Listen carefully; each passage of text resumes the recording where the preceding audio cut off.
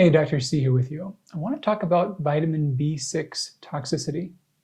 So this is a common thing. It's easy to get too much, and we can see a lot of symptoms that you just wouldn't expect from it. It's a really common B vitamin. We'll find it in a large amount of products, and many people can't tolerate it very well. So quick overview, B6 is essential. It's present in many foods. It's added to a lot of processed foods, and it's common in a wide variety of supplements. There's actually about 6 different vitamins that are collectively called B6. The one in supplements is most commonly pyridoxine, especially pyridoxine hydrochloride. Now, in order for your body to use pyridoxine, your liver has to convert it to pyridoxal 5-phosphate. We'll find that written as PLP or P5P most commonly. And if liver function is not ideal, that conversion may be compromised.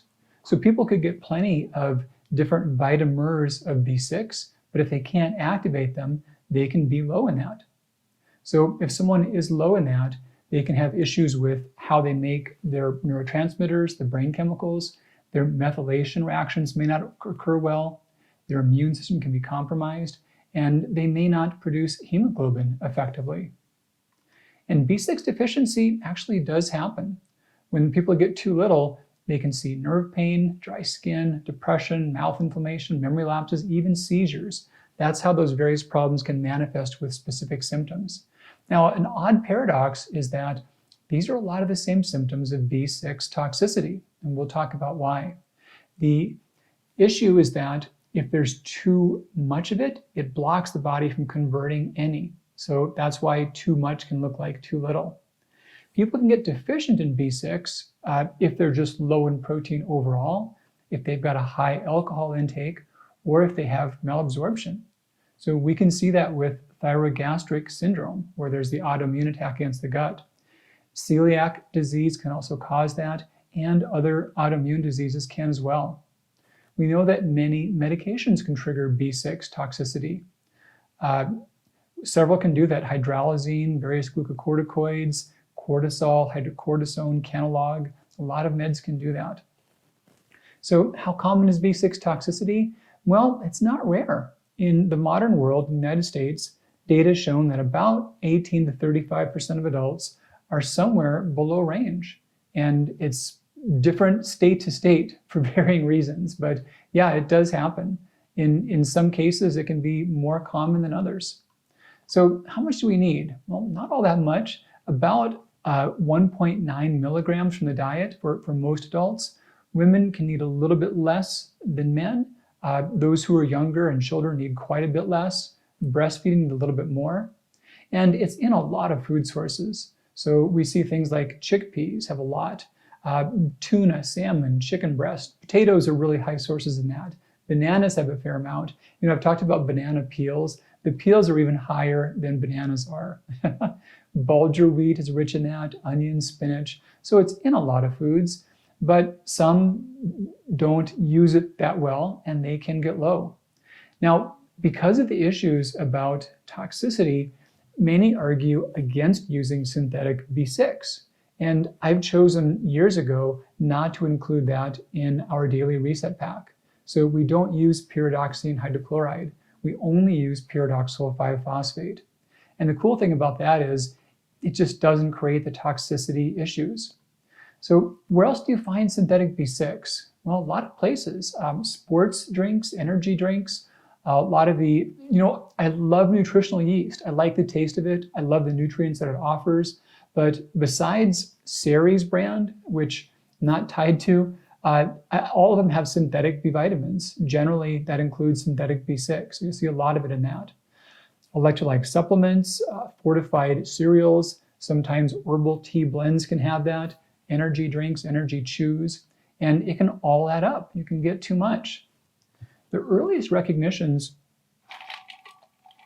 of B6 toxicity were 1983. And what they found was that blood levels of B6 that are above 30 micrograms per liter can correlate with toxicity. Now, please know that we talked about those foods. You'll never get toxic on B6 from foods. You've got a variety of vitomers in there, and you've got amounts that are below which are never a problem for the body to clear. But once you start adding in supplements and processed foods with that, it can get to be too much. So there have been a lot of stories of people to where they've had symptoms, especially anxiety, nerve pain, tremors, insomnia. They've had these symptoms like overstimulation or like nerve toxicity.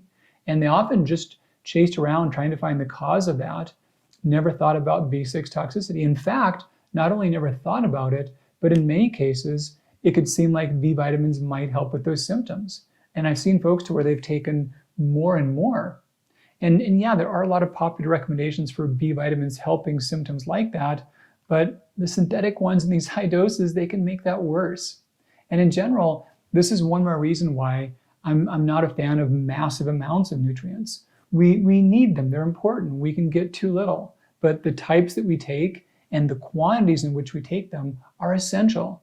And you can get dangerous amounts of a lot of nutrients. We've seen this with iodine as well.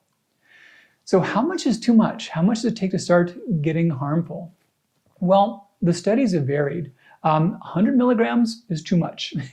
No real debate about that. Most adults can get complications on that. There are reports, however, suggesting that as little as 24 milligrams of B6 can be harmful for some people. So that's the total cumulative dose. So action steps here: get enough B6 in your diet. You want a variety of foods that are rich in that. Salmon, chicken breast, tofu, potatoes, avocado, sweet potatoes, chickpeas. These are all great sources of that. I do like to supplement with pyridoxal 5-phosphate. I've added that to the daily reset pack.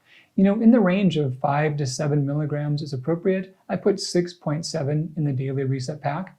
But avoid B6 toxicity. Definitely if you've got symptoms, even if you don't, because you don't want them to emerge. So take a look at any sources you've got of pyridoxine and pyridoxine hydrochloride. Consider your vitamins, any processed foods, especially fortified cereals, vitamin waters, sports products, those are the big ones. And be aware of the top symptoms. So if you're off in some way, anxiety, memory loss, nerve pain, heartburn, think about B6 toxicity as a possible issue. All right, Dr. C here with you, trying to look out for you here. One more thing to think about, but yeah, it's important. All right, take good care. We'll talk in real soon.